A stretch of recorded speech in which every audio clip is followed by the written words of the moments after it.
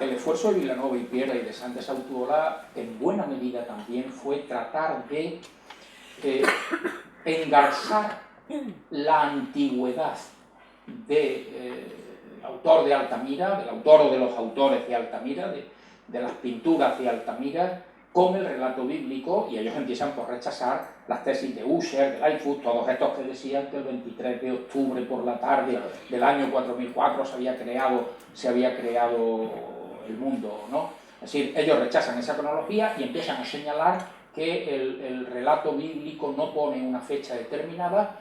Sí se habla de seres antediluvianos como anteriores al diluvio, que ha habido una especie de destrucción casi universal de la vida sobre la faz de la tierra como consecuencia del diluvio, que está recogido también en un texto bíblico. Claro, como para ellos la Biblia es la palabra de Dios, tienen por lo tanto que admitirla como tal y que no puede contener errores.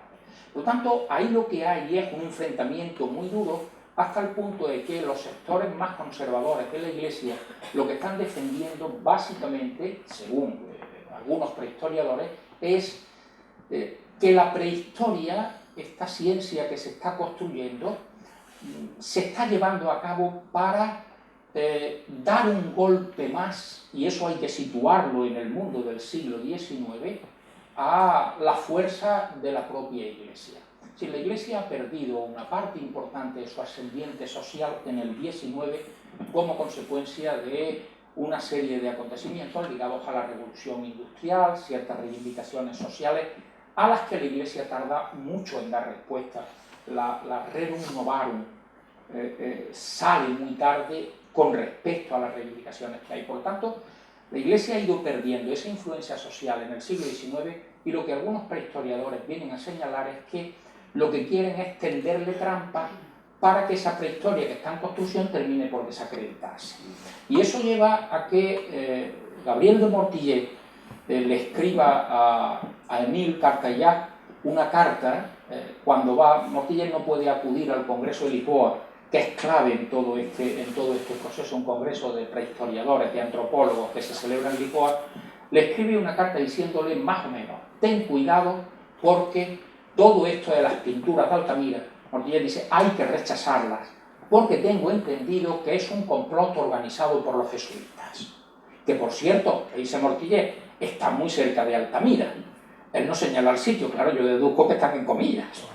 Por lo tanto, están allí cerca y han hecho todo este montaje para que nosotros lo aceptemos, lo admitamos como válido y luego venir contándonos que es una falsificación y desacreditar por completo la prehistoria. O sea, hasta esos niveles habrían pintado, ¿no? Claro, o por lo menos habrían ordenado pintar la bóveda de Altamira, lo cual conectaba, en fin, con otro elemento que empieza ya a discurrir justo en el año 80, ¿no? Hay quien rechaza el carácter prehistórico de las pinturas, pero se queda ahí, en el rechazo al carácter prehistórico. Pero ya en 1880 hay quien empieza a plantear que aquello es un fraude, ¿sí? Que aquello se ha falsificado y por lo tanto Sánchez Autuola, un hombre que tiene un prestigio social importante, ya lo hemos señalado en su Santander natal, una persona con un reconocimiento social algo más que notable, queda en entredicho porque empieza a ser acusado de falsificador, ¿no?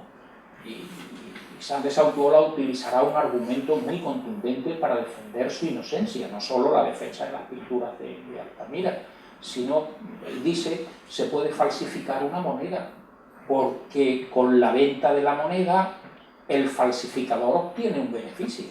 Se puede falsificar una estatuilla, porque con la venta de la estatuilla, como si fuera antigua de la cultura X, se puede obtener un beneficio. Se puede falsificar, por la época se falsificaban mucho los jarrones nazaríes similares a los que había en la Alhambra de Granada, porque con la venta se puede obtener un beneficio. Pero ¿qué beneficio se puede obtener falsificando unas pinturas en el techo de una cueva? Claro, Sánchez Autuola señalaba que el gran objetivo de los falsificadores está siempre en el lucro que pueden obtener de la falsificación. Allí no podía haber un lucro, salvo el prestigio que podía suponer el ser el descubridor de esas pinturas. Pero en el caso de Sánchez Autuola tampoco. Porque luego, con el paso del tiempo, terminó por descubrirse que algunos de estos aficionados, alguno era un maestro de escuela, un abogado también, en el sur de Francia habían descubierto pinturas, pero guardaron silencio. No dijeron nada porque la aparición de esas pinturas en las paredes de la cueva no encajaba con el conocimiento que se tenía. Era tan extraordinario que prefirieron mantener silencio para no arriesgar su posible prestigio.